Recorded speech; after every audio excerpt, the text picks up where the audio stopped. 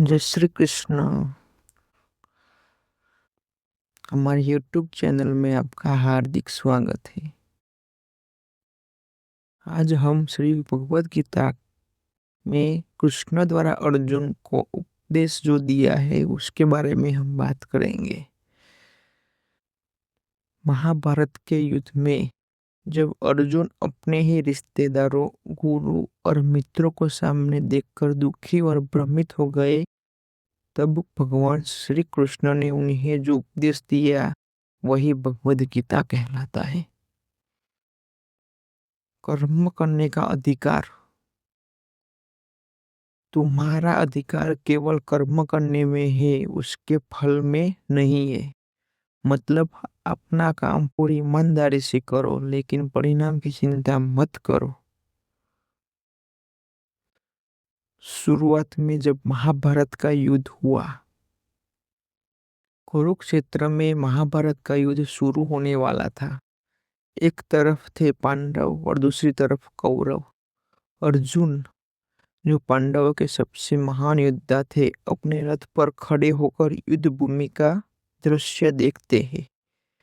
जब उन्होंने देखा कि सामने उनके अपने ही गुरु द्रोणाचार्य, पितामह भीष्म, उनके भाई कौरव से रिश्तेदार और मित्र खड़े थे, तो उनका मन दुख और भ्रम से भर गया और कृष्ण भगवान से बोले, हे कृष्ण, मैं अपने ही लोगों को मारकर जीत नहीं चाहता। ऐसा राज्य, ऐसा सुख किस काम का। उन्होंने अपना धनुष गांडीव नीचे रख दिया और युद्ध करने से मना कर दिया। तब श्री कृष्ण भगवान अर्जुन को उपदेश देते कि हे अर्जुन, आत्मा अमर है। कृष्ण बोले, जिसके लिए तुम दुखी हो वे वास्तव में मरेंगे नहीं।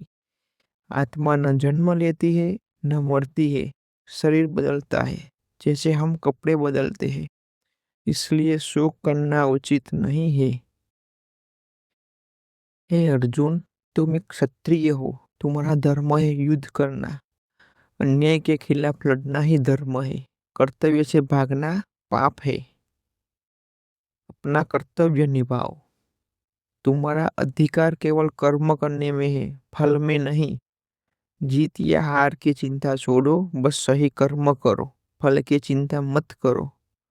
सुख दुख, लाभ हानि, जीत हार सबको समान मानो, यही सच्ची योग की स्थिति है। संभाव रखना सीखो। अर्जुन बोले, मन बहुत चंचल है। कृष्ण ने कहा, अभ्यास और वैराग्य से मन नियंत्रित होता है। जो मुझे सच्चे मन से याद करता है, मैं उसके साथ हूँ। भगवान में विश्वास रखो, अपने कर्म उन्हें समर्पित करो, यही भक्ति का मार्ग है। जब अर्जुन को पूरी तरह विश्वास नहीं हुआ, तब कृष्ण ने अपना विराट रूप दिखाया। उनके अंदर पूरा ब्रह्मांड दिखाई दिया, अनगिनत देवता, लोक और शक्तियां। अर्जुन आश्चर्यचकित और भावुक हो गए और श्री कृष्ण के पैरों में पड़ गए। और तह अर्जुन का परिवर्तन हुआ। कृष्ण के उपदेश सुनने के बाद अर्जुन का भ्रम दूर हो गया। उन्होंने कहा, हे कृष्ण, अब मैं आपकी बात समझ गया हूँ। उन्होंने फिर से अपना धनुष उठाया और युद्ध के लिए तैयार हो गए। इस पूरी कहानी का सार